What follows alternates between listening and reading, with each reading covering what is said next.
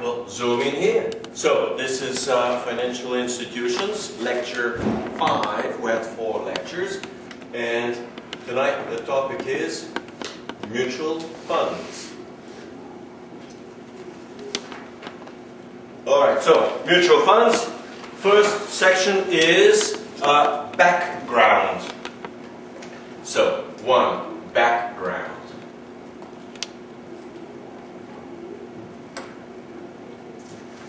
So what do you need to know about background? Number 1, well, mutual funds. First of all, what is a mutual fund? We have to say it is an investment company that sells shares and uses the proceeds for different, well, not necessarily stocks and not necessarily bonds. They could be stocks, they could be bonds. Or money markets. Oh, it could be money markets, or could be both stocks, bonds. In other words, it could be asset allocation. It could be real estate, like REIT funds. So it could be any of the asset classes. You even have currency funds, all right? Canadian dollar, Australian dollar, Swiss franc, etc. So, and the idea is to manage portfolio. 3 key characteristics. First, and the biggest one, is diversification. Mutual funds love portfolio theory. That's why it is so big in academia. They sponsor portfolio theory because portfolio theory provides the theoretical justification for the existence of mutual funds. So, mutual funds provide diversification, and portfolio theory kind of like proves that this is good for the investor. All right. The second key characteristic is professional management.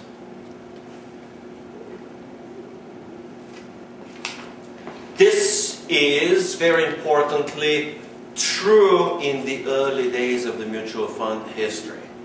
When mutual funds came to be 10,000 mutual funds in the United States, 10,000 mutual funds in Europe, 5,000 hedge funds, a whole bunch of other funds. When you have 20, 30, 40,000 professional funds, you also have pension funds and whatnot.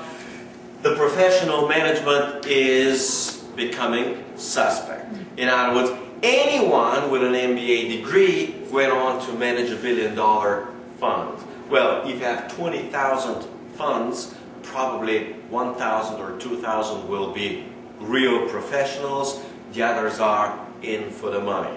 All right. Also, another extremely negative trend that occurred was that one fund manager who wasn't totally really competent would open 3 or 5 funds at the same time. He'll be advertising, oh, he's going to be getting money in each fund, and then whichever fund happens to be luckier, he's going to be heavily advertising it. So those that lose will be closed down quietly, and those that win are advertised big to the rest of the world. Well, when you're managing 5 funds and some of them are managed in a rather contradictory manner, meaning if one is winning, the other one is losing, necessarily, one of them will be winning.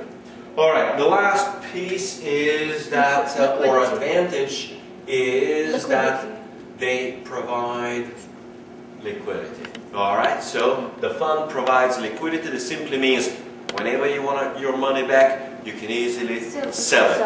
All right, selling of your whatever shares and the process of getting back your money is called in finance and investing in mutual funds how? Redemption. Redemption. Is this a bonus point? Yes. Redemption. Yes, yeah. So what's the difference between the mutual fund and the depository institution? Well, the difference is that a mutual fund is a mutual. So, a mutual is a financial institution which is wholly owned by its depositors. The people who put money in there are not technically and not legally depositors. They are legally owners, and they own shares. So in a mutual, you share the risk of the gains, and you share the benefit of the gain and the risk of the losses. So in a mutual fund, the liability side is practically all shares. Practically all shares. So it's 100% equity based. All right? 100% equity based. There is no debt, there is no leverage. All right? So everyone who puts money in there becomes technically and legally a shareholder. All right? So redemption is the process where the investor, meaning the shareholder, returns the shares back to the fund, and the fund will pay the value, the current value of the fund back to the shareholder. All right. So the key characteristic is, as I explained, partial ownership, partial share ownership. Another key characteristic is, let's write it out, non-leveraged. Total equity. Total equity, non-leveraged. The law actually for mutual funds prohibits explicitly leverage. There are funds which use leverage, and if they use leverage, they're no longer mutual funds. They're called hedge funds. So hedge funds use leverage, and therefore they magnify the profits when there are profits, and they magnify the losses if there are losses, and therefore they increase the overall risk. So hedge funds are significantly riskier. Alright, so basics on regulation and taxation. Let's see, I think it's the SEC. Yes, in the United States, SEC is the regulator. Nothing really interesting over there. The document which every mutual fund is required to publish is called a prospectus. Alright? So the prospectus is a document that discloses all characteristics, let's call it all relevant information to the fund. For example, who is the primary manager? What is their experience? What is their investment strategy? What are they investing in? In other words, portfolio composition. What is their 1, 3, 5, if there is 10-year history, 10-year performance and other stuff. So this is the document that should familiarize any current or potential investor of the details of the funds. Okay, let's see what else. So what is typically contained, what is the information in the prospectus? A number of things. Minimum amount of investment. How much do you know, you can't just put in $5. This could be 100, could be 200. Well, some may say no minimum amount. Number 2, what is the investment objective? There may be different types of investment objectives or investment fund, we call it investment styles. I'll get to these in a few minutes. The next one is, what is the current and historical return on the funds? The next one is risk exposure. Any investor must have a very clear understanding. This is part of the regulatory framework in the United States, that investors must have a clear understanding to the risk exposures for any investment. All right. If whoever is selling the investor does not provide proper disclosure on risk, he becomes liable for losses. All right, so he may be sued back for losses. It also provides the different types of services. What kind of services they offer? Do they offer accounting services? Do they send every month a statement, every 3 months, every 6 months, every year? Do they provide check writing capabilities? Whatever the services they offer. And finally, every prospectus must cover the fees. In other words, fund managers usually drive kind of like what I see over here, Ferraris, Lamborghinis, right? Meaning they charge sometimes outrageous fees, 1, 2, 3%. In other words, they make a lot of money. If they, for example, run a 1 billion fund, then they charge 1%. For this year, they're going to get 10 million as what we call management fees. Well, 10 million buys lots of Ferraris and Lamborghinis and whatnot, all right? So they must clearly identify all costs and all charges and fees. There have been extensive amount of abuses over time historically of managers charging a lot more than they usually would, or not disclosing all the charges, or some charge, second charge. There's some hidden charges where they literally rip off investors without investors understanding. So this is part of the questions. None? All right, so the next key concept is, let's write it in red, is net asset value. So this is net asset value. The way it works is that at any day you have a certain amount of shares. So at any day you also have a certain amount of investments. Whatever you've invested, when the day closes, you see gold is worth that much, IBM is worth that much, real estate is worth that much, bonds are worth that much.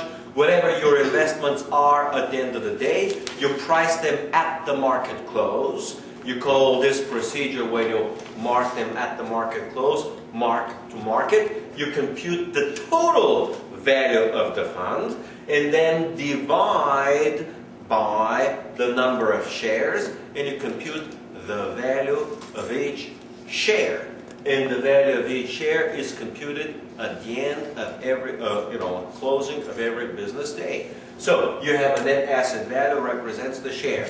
When there is a redemption from the fund, somebody wants their money back.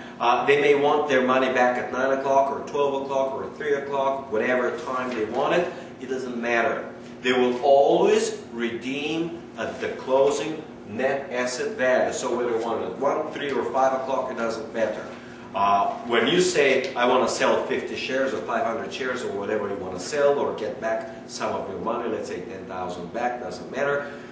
Only at the closing, whatever the net asset value is, only at that price they will redeem back. Well, there have been a huge amount of scandals, mutual fund scandals and hedge fund scandals, where they were doing some back trading. Back trading means that they will see what the market did, whether it was up or it was down, and they will do later, after the market closed, they will see what the market did. It's kind of like me trading with yesterday's market information.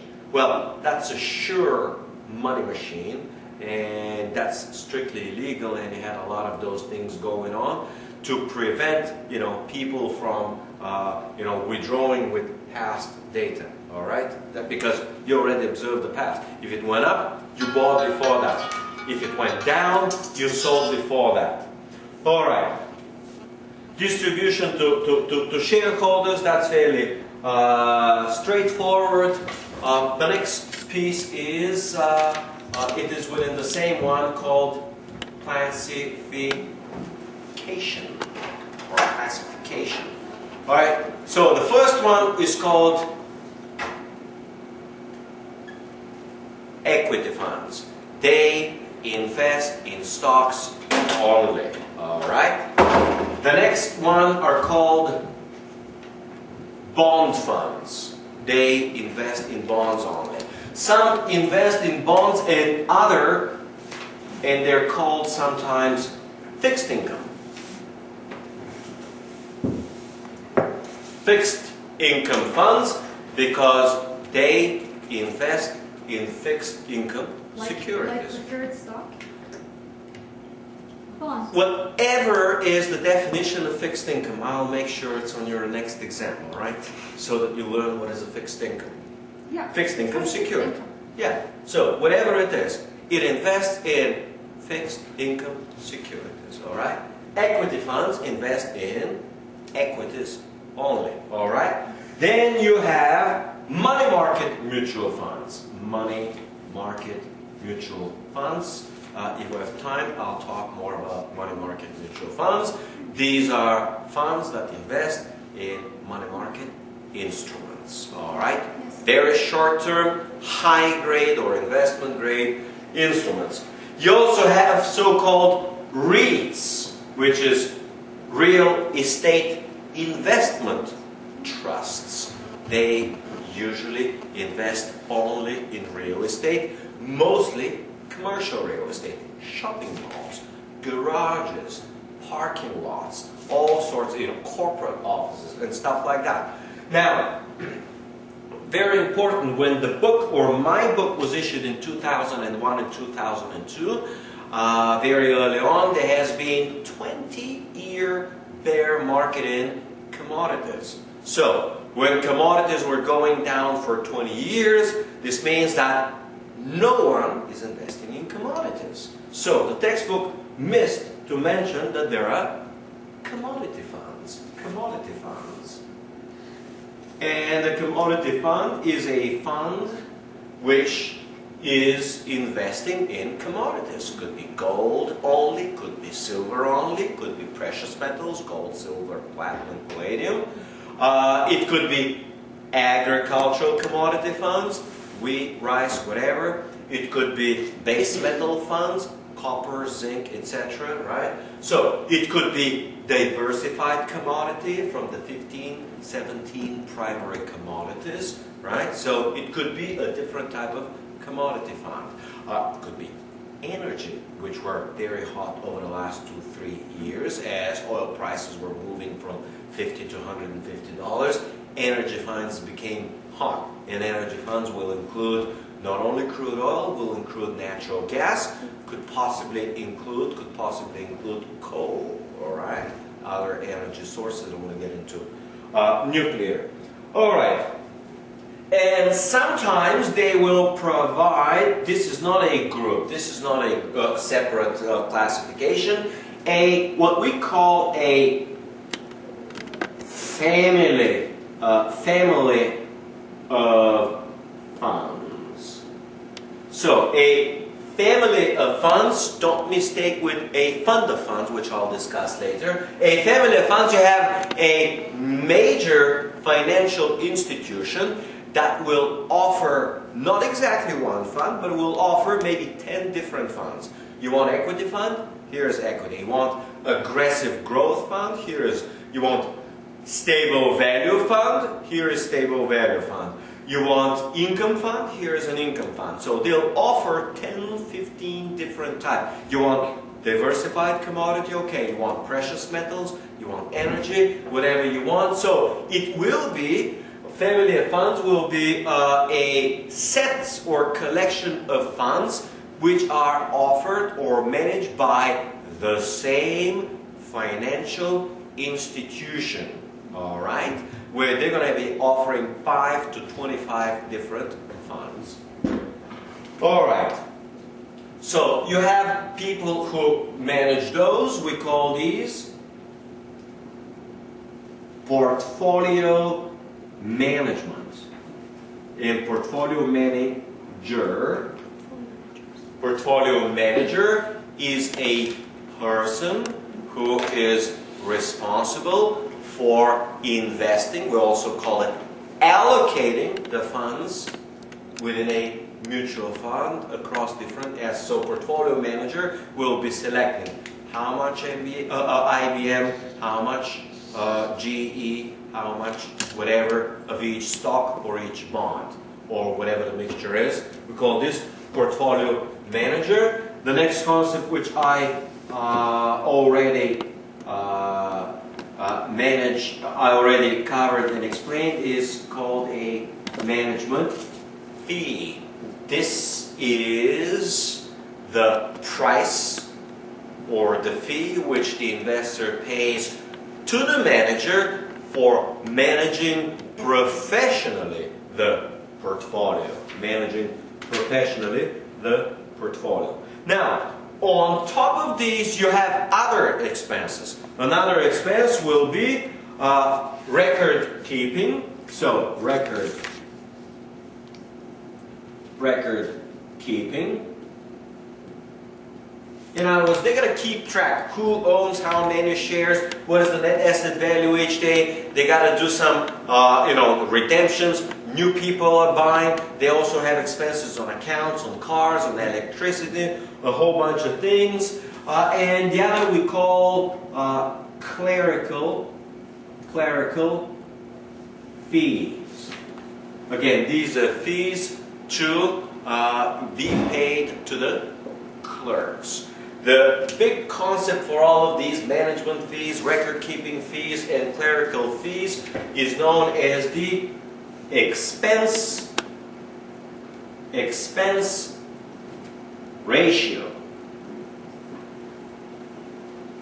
Uh-oh, my mistake, no end. So, the expense ratio is simply the sum of all expenses relative per share relative to the value of the share. Or the sum of all expenses of the mutual fund divided by the value of the mutual fund. Of course, the number is the same.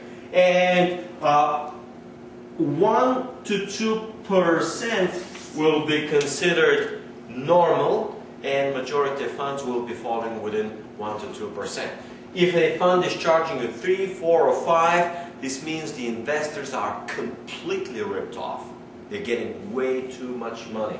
For example, when I was in Bulgaria, and there were mutual funds that function as retirement funds, and they were heavily advertised everywhere and whatnot, and I'm looking at them and I said, wait a minute, expenses are 4%, then at the beginning there is a sales charge, which we call load, 1%, and at the end, if they have gains, they take 20% of the gains. In other words, if a manager made a 20% return, he is getting 4% for himself as an incentive. So someone said, wait a minute, the fund is making 15% and is taking 6 out of the investor. This is a total rip-off. They're getting ripped off. Well, what if the stock market returns 0? The stock market returns 0, they're going to lose like 3, 4, 5%. This is huge. I'm saying that trying to explain to them in the US, funds will charge on average 5 times less. Alright? Well, but people are not sophisticated in Bulgaria. They don't really know what's going on. These are 50, 55, 60-year-old people who have an engineering degree. They're nurses, whatever they are. They may be intelligent, but they are not financially sophisticated to understand and to read the small print. So, essentially, when the market was delivering 30% returns during the great bull market that we had, which was similar to the Saudi stock market, also had a huge stock market bubble, they were making 15% net return. 15% return, but the stock market delivers 30. Well, imagine when the market is delivering, has been delivering minus 50%. In other words, in 1 year, you lose half the money. How much are these guys getting in return, all right? So that's a different story altogether. Let's see. One of the final things is emphasis on marketing. It has been one of the most unfortunate trends, in the mutual fund industry, that competition has gravitated towards marketing in order to attract people. So it turns out that huge amount of money mutual funds are spending on flashy advertising on TV, these nice luxury booklets, all of this stuff on advertising how great our fund is. And investor doesn't realize that if they are spending tons of money on marketing, that they are taking it out of the investor's pocket. Alright? Some funds will have 1% marketing costs. Some will have 2% marketing costs. This could simply mean that if the fund returned in a bad year 3%, marketing ate up half of your return. And who ate the other half? Well, the Ferraris and Lamborghinis of the fund managers. In other words, the fund returned a, what we call, gross return, or the total return before expenses of 3%. And with marketing and all other expenses, when you're subtracted, you got 0. You didn't even get compensated for the risk-free interest rate, not to mention inflation, not to mention you invested in a fund. And funds have risks. So you got no compensation for interest rate, for inflation, for risk. You know, that does happen. So turns out, why is marketing has become so important? And the answer from elementary economics, which we studied, is called economies of scale. Economies of scale.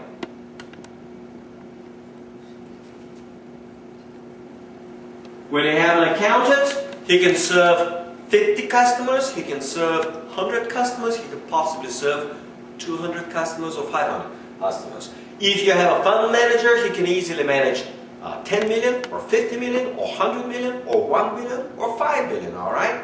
So usually economies of scale are associated that as the size of the fund increases, the fund can reduce the expense ratio to investors, and at the same time management can be making more money. How is this possible? Well, if the size increases of the fund 10 times, the expense ratio, excluding the managers, could probably, fall from, let's say, from 2% to 1/4%. And the manager could be making, let's say, 3 times more. Is that fairly clear how it works? Yeah. Huh? Is it fairly clear? So increase the size 10 times. If you increase the size 10 times, you got 10 times more money for management, for clerical expenses, for marketing, and for the management themselves. Well, the managers will increase the other expenses 2 or 3 times, and they will increase their own salaries 5 or 10 times. Is it that easy to gain a lot of profit?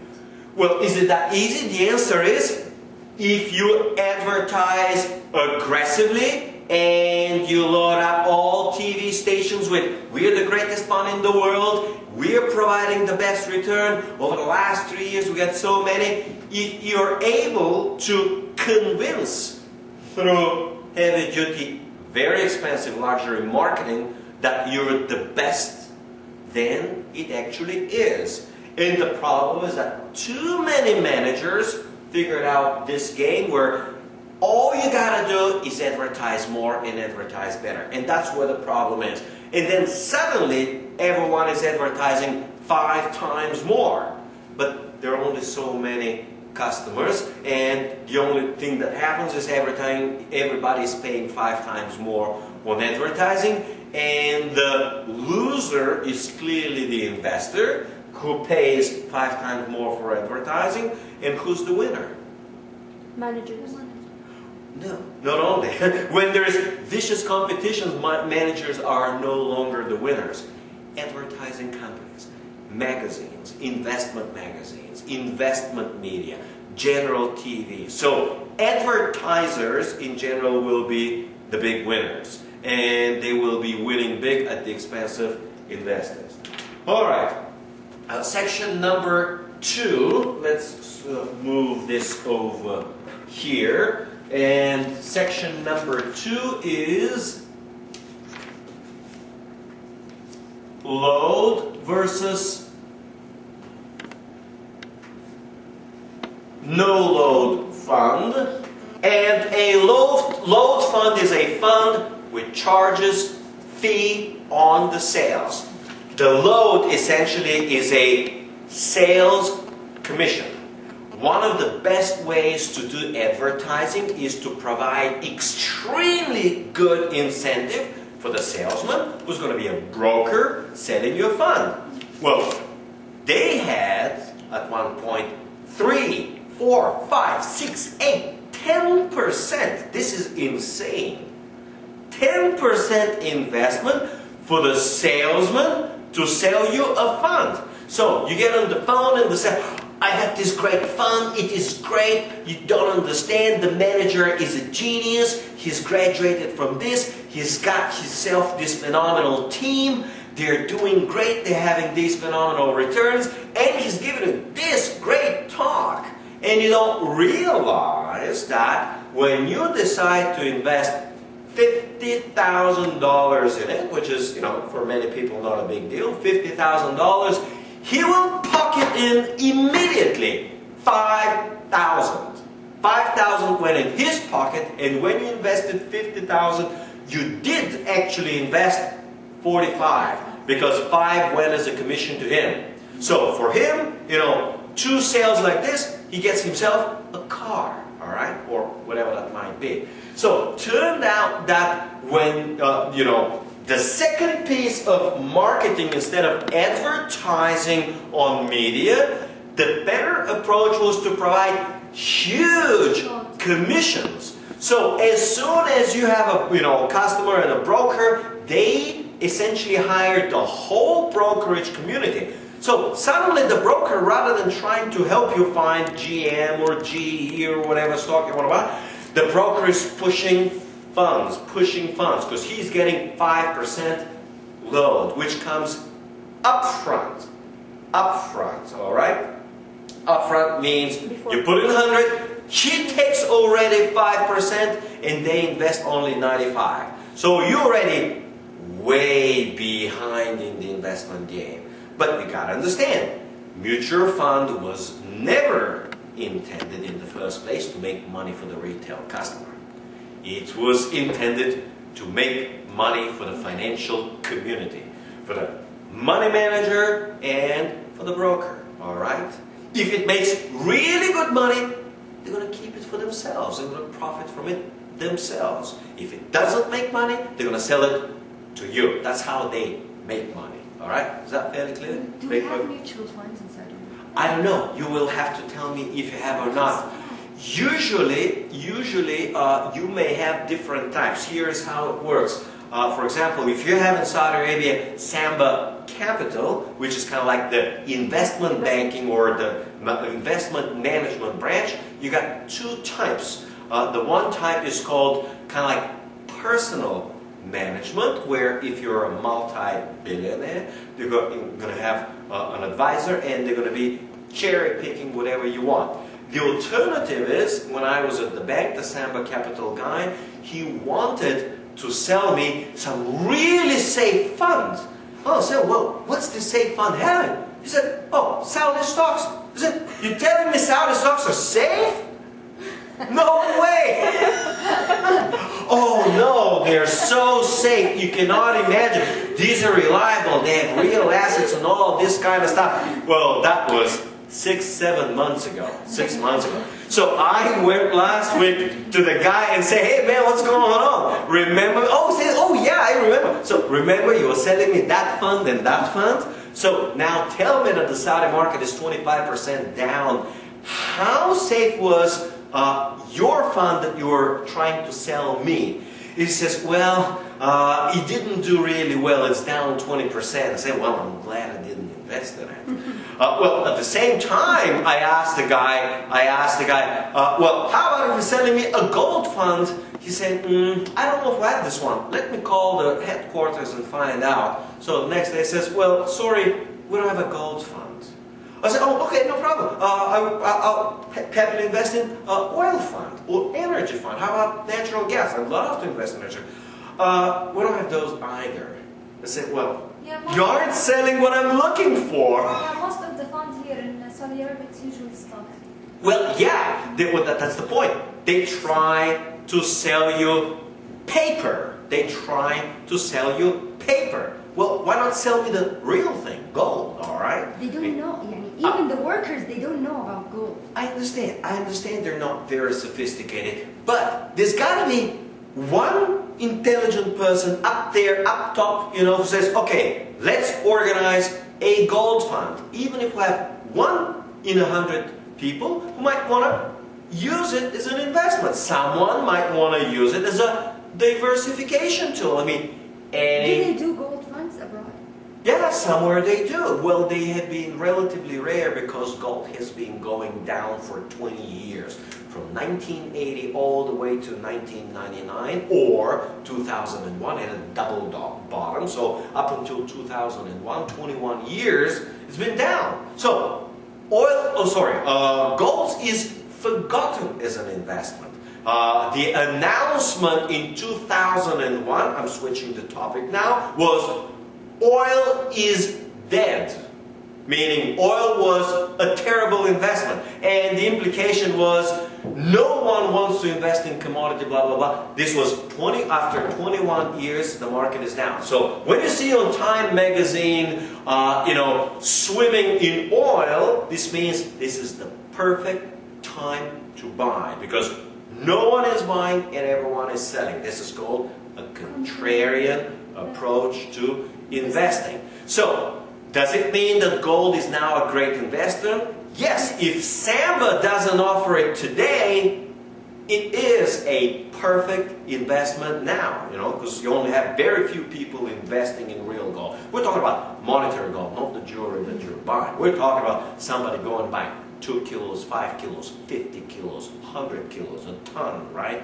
All right, so load. No load means that there is no sales charge. Usually no load will be funds which are selling their fund themselves. So they don't charge the investor. All right? Let's see what's next. Load versus no load. All right. The next topic 3 is open end. This was a short section.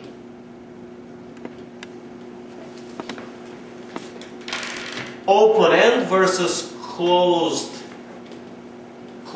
end fund.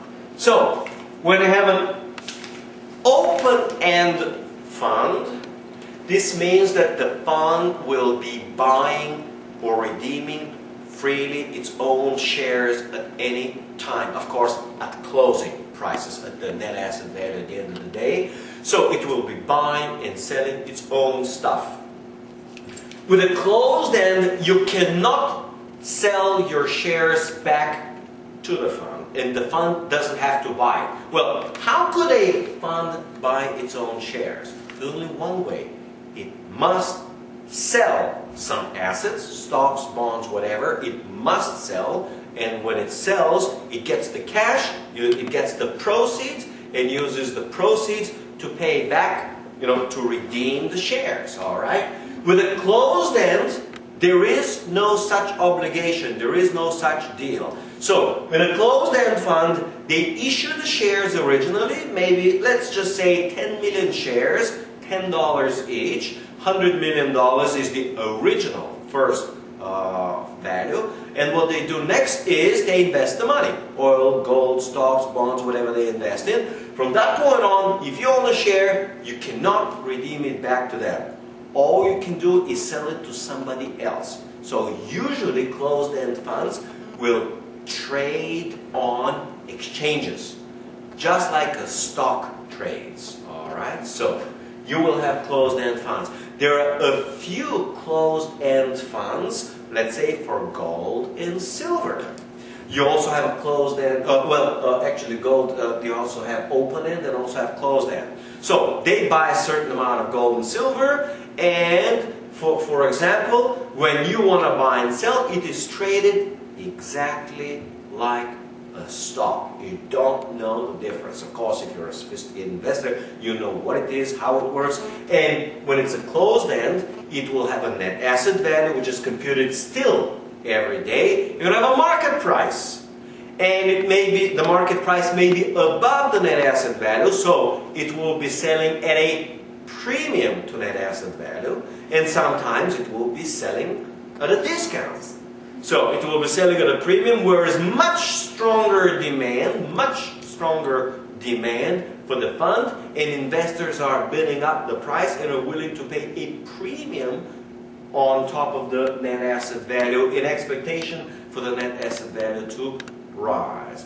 When the discrepancy becomes too large, the closed-end fund may decide to issue a few extra shares and get the cash, and then buy the assets, and this will bring back the market value based on the exchange price, and the net asset value can bring them down together. But there is no possibility for keeping a large discrepancy because of arbitrage opportunities.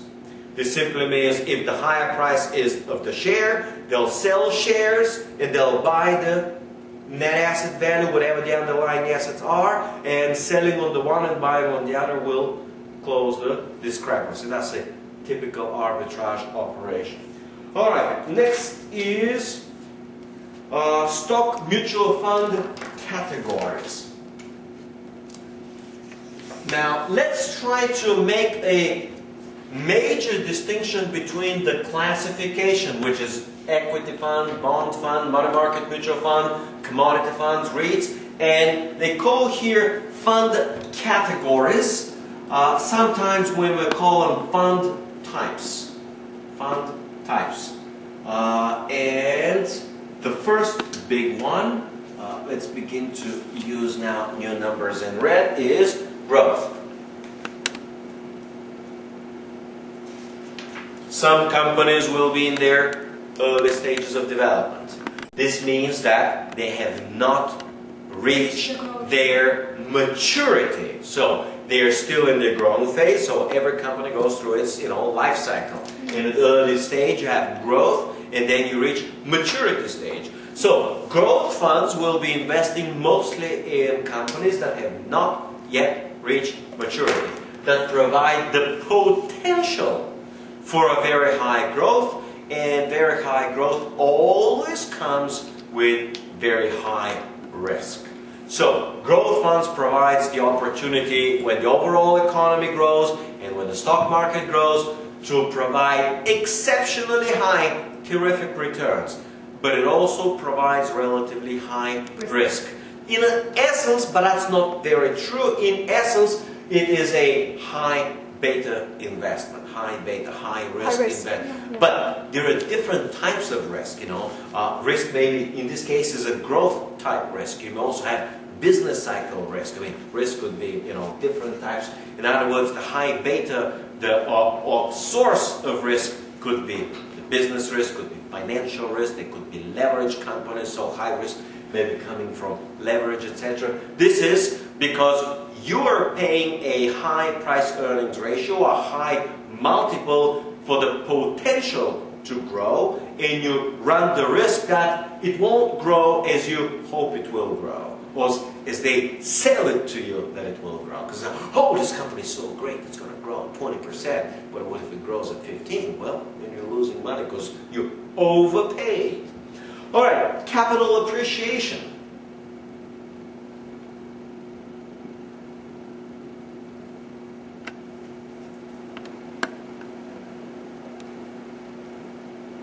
Let's see what they say for this one, because I don't see this one. Capital appreciations. Oh, okay. So capital appreciation is what we can call extra growth. Extra growth. These are companies which are in their very, very, very early stages that can have potentially extremely high growth, but they are unproven. They're unproven. Some of these will be, for example, oil exploration companies. It's a young company. It's got maybe 50, maybe 100 people at most. They're looking for oil. Maybe they'll find, maybe they won't. But if they find, this is as if you struck oil or gold, right? This means you can make 100 times on your money if you really strike oil. All right, that's just one of the examples. Another example is they're developing this brand new technology which will allow us to do whatever we do with our mobiles. If they can develop it and they can commercialize it, this could be phenomenally profitable. High Growth will be a young company that is working on this magic pill, which when women take it, you're going to lose some fat, and for the guys, you're going to lose some belly, right? For the guys, going to lose the, we call it, the beer belly, right? So in other words, if you can find that pill that's going to make people slim and slender, that could be worth billions, if not tens of billions. But the probability is small, all right? So they are working on something. They got these 5 geniuses from whatever, Harvard. They may do it, probably they won't, all right? But it's got a phenomenal potential. Potential usually means that they already got a little something working, but in order to make hundreds of millions of dollars or billions, they have to commercialize it on a massive scale, which is a whole different business. So that's capital appreciation. Growth in income. I'm wondering and still can't figure out personally why the book doesn't even provide income funds. I just don't know.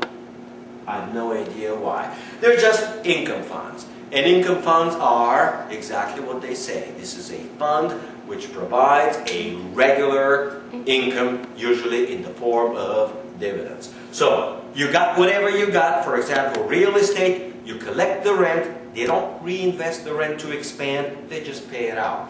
You got companies that are paying very high dividend yields. They pay the dividend to the company channels or distributes it to its investors. So the overall net asset value doesn't grow. Most of the earnings are distributed in some form of income. All right? The difference with income is that income is relatively stable, but you don't expect it to grow a lot. Income is usually good for old retired guys who are putting in, let's say, $200,000 and they want to get maybe 5, maybe 10% income every year so that they can get $20,000 to spend on their living. Is it fixed? Well, no, nobody said it's fixed. It could be stocks with very high income. In other words, you will have stocks that won't be growing much.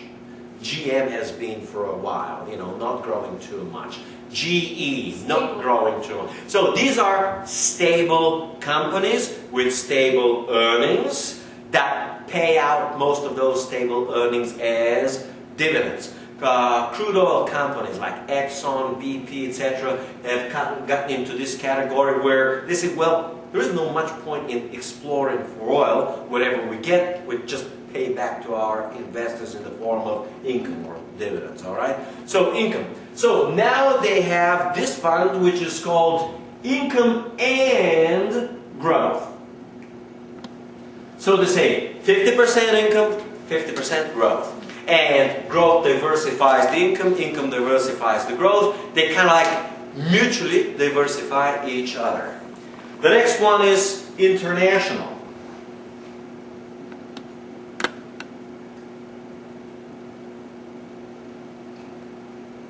International usually means investing only in foreign stocks. So if it's for the US, it means European, Canadian, Asian, and blah, blah, blah.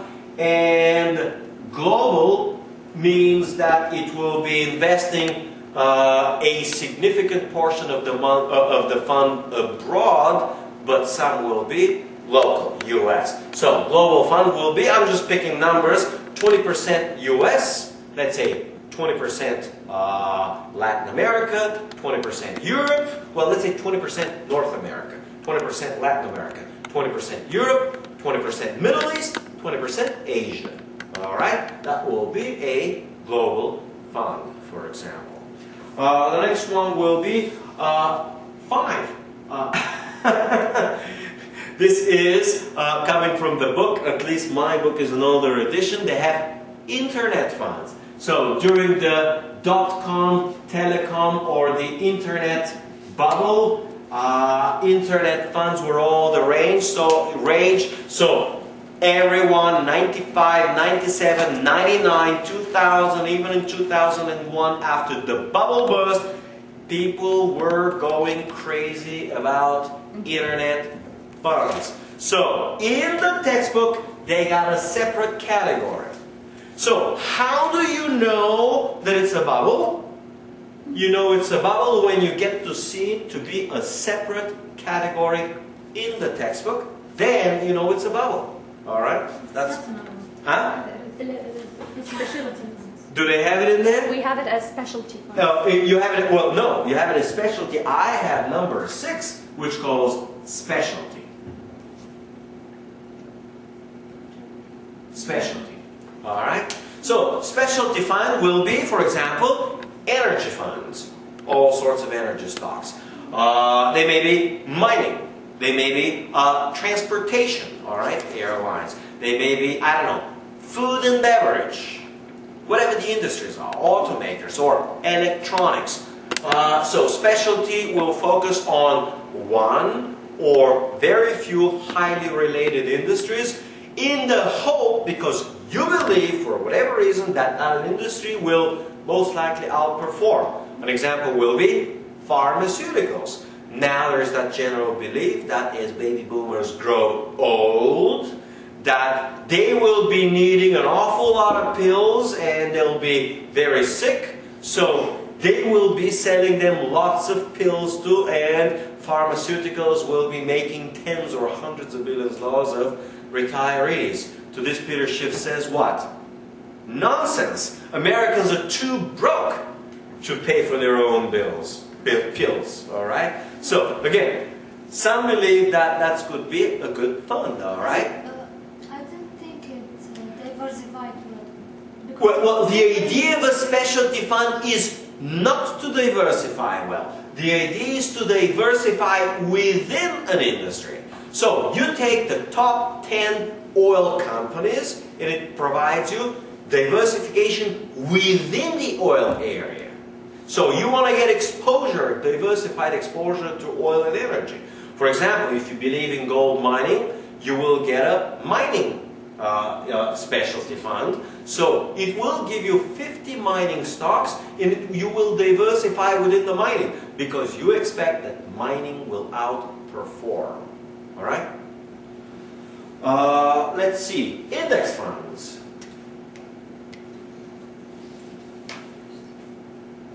Index fund is very simple, very easy. It simply diversifies. It simply tracks a particular index, Dow Jones Index or S&P, or could be CRB, Commodity Research Bureau Index, which is an index of 15 equally weighted commodities. And whatever the index, it could be a bond index, it could be whatever the index is.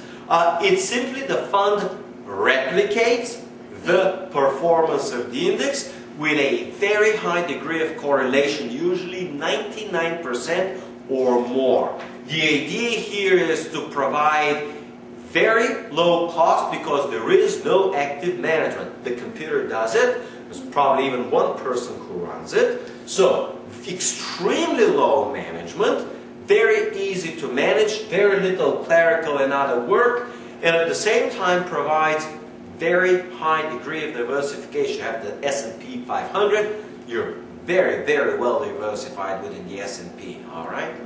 So, used mostly for diversity. Passive investments. Yes, it is used mostly as passive investment in passive investment strategies. All right. Some people may like to have 50% in passive investments and 50% in active. And the last one is called, well, maybe there are two more, multifund. Multifund fund is a fund of mutual funds. The new rage over the last 2 years during the craze of hedge funds was multi-fund of hedge funds. So this is one fund that buys 10, 50 or 100 other mutual funds, and diversifies within mutual funds. So one mutual fund will provide you a huge, very good diversification. What if you buy 10? Well, diversification will be even better. So very simple, very easy, very low risk, but has one big disadvantage. And this is that you pay the expenses of the first original funds, maybe 2 or 3%, and then you pay on top of it the expenses of the multifund itself. So you layer on expenses on top of expenses, so you're kind of like paying double expense, kind of like. Well, multifunds will be a little bit cheaper to manage, but still, you know, you're paying here 2%, you're paying there 2%, suddenly you're 4% behind, all right? And if the markets globally don't perform well, and you know, global returns are 1%, you're already -3%, and then you say, damn, I should have just invested in government bonds. It would have been simpler, easier, safer, and you don't have to lose sleep over it, all right? And I've written the last one, which I've added it as my notes, and it probably is not yet in your textbook. Commodity funds. Commodity funds, which is different from specialty funds. Specialty funds could be pharmaceuticals, all right? Could be automakers, could be electronics, all right? A specialty fund will be, let's say, mobile makers. You still don't know which mobile, whether the BlackBerry will take over the world or Nokia will defend, but you know one thing, you got 1.4 billion Chinese, of which more than half don't have a mobile, and you got 1 billion Indians that more than half don't have a mobile. One way or another, you're going to be selling to them 1 billion mobiles in the next, let's say, 5 to 10 years. So mobiles will be sold to those people. What you want to do is buy the 5, 10 or 15 leading mobile companies. Well, some won't do well, but some will do really well. Doesn't matter which one. You're going to hedge your bets, meaning you're going to buy, if you buy 10, you're going to buy the winner anyway. Alright, let's see what we have next. Alright, so bond funds, this is where they have this whole thing. So 1, 3, 4, 5 is, well, let's delete this.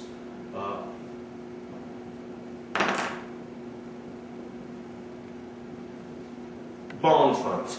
Alright, this is where they say that you have income funds within a bond.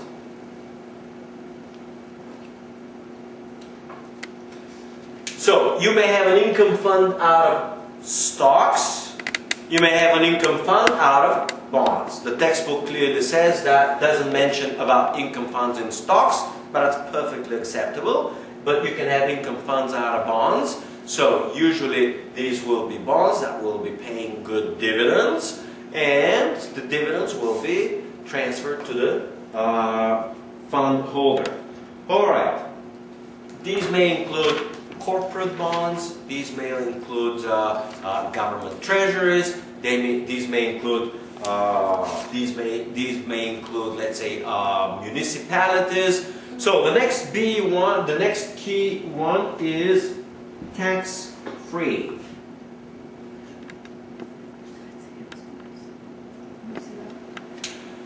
Tax-free is the same as tax-exempt. Usually municipal bonds are tax-exempt in the United States. In other countries they may be other. Some people may be high tax income people, so they would want to have tax-free in funds because they are not don't want to pay very high tax rates. The next category is junk bonds. The idea here is, the most important key idea is diversification. You try 1, 2, 3, 5 junk bonds, 2 or 3 may blow up on you and you're going to lose some money. The idea is that if the fund is well diversified, to have 100, 2, 3, 400 different junk bonds, even if 1 or 10 or even 20 blow up on 400, diversification will be sufficient, and the high return will be sufficient to compensate you for the overall risk. So, junk bond funds perform extremely well during booming years and usually blow up on the investors in recessions or in busts. Alright? So, they are very cyclical. Perform well on the upside, perform terribly on the downside. Let's do this. Let's do this. I can do this little trick over here. I'm going to add one more fund, which is not in the textbook, but I know exists. I just thought of it. It's called defensive. So, a defensive fund involves defensive investment strategy. A defensive investment strategy is a strategy which performs relatively well in bad times and perform relatively poorly in good times. Yeah. So, food is a category, toothpaste is a category. In other words, when recession comes, usually defensive stocks outperform. They may go up, or if they go down relatively little. So, these are usually associated with necessities like drugs, meaning, pharmaceuticals, like food, some energy, because some energy is actually highly cyclical. I don't want to get into cyclicality of energy. But in general, you have industries which are called defensive industries. And defensive industries are those industries whose profitability is not affected significantly by the business cycle. Defensive are, by nature, low beta stocks. Alright? Low beta stocks. So, if you expect bad times ahead, the economy turning or slipping into a recession, you want to get into a defensive fund. Of course, some of these bond funds will perform a similar function, because as the economy slips into a recession, usually interest rates fall. And when interest rates fall, bond prices go up. So you have a good income fund, and falling yields will result in fairly good gains on your bonds if they are highly rated. Alright? Now, in bad times, junk bonds, we call these credit spreads widen because risk increases during bad times. For junk bonds, even though the risk-free interest rate may go down, the credit spread or the risk premium may actually increase faster than the risk-free rate is falling. Why is that? Well, credit spread could increase, let's say, from 6% on a junk bond to 14%, a total of 8%, while the risk-free will move down from 5 to 1. So you may gain that on the way down 4%, but on the way up you gain 8%. The overall result is that in bad times, most risk-free or high-quality bonds yields will fall, and on the junk bonds, yields will rise, and if you are in high-grade bonds, you will be gaining, you will be realizing capital gains on the principal, on the price, and you're going to be realizing losses on the junk bonds. Alright? So there is a little bit of difference in the cyclical nature. Alright, and you also have international and global, which specialize in bonds. And two more things to finish for a break. The next one is maturity classification. So within bond funds, you will have maturity classifications. And maturity classification for bonds will be intermediate, 1 to 2, maybe 3, 5 years, and long-term bonds. If they're short-term and especially high-grade, then they will get into the category of money market funds. So you have intermediate-term bonds, and the textbook defines intermediate as 1 to 10. Well, mine Between. says 5 to 10, but it could be 1 to 10. Usually 5 to 10 will be intermediate, and long term will be 10 plus. 10 plus. That's the typical classification that you get. And the last type of funds, which here is a little glitch in the textbook. Here's a little glitch in the textbook. They have given this within my textbook under the section of bond funds. And they call these asset allocation funds. Asset allocation fund.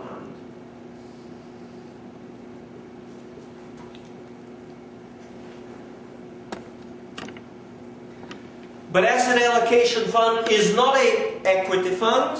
An asset allocation fund is certainly not a bond fund.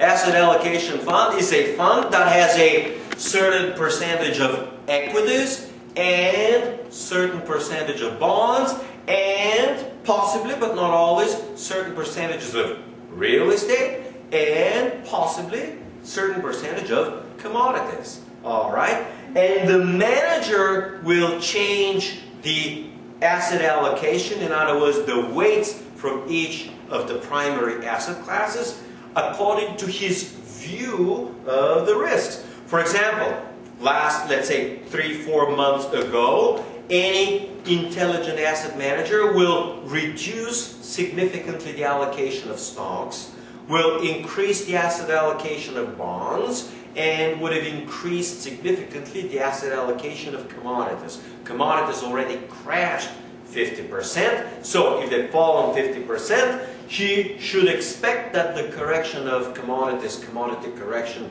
of 50 or more percent is over, should increase commodities, and should have reduced a long time ago or eliminated from the portfolio real estate.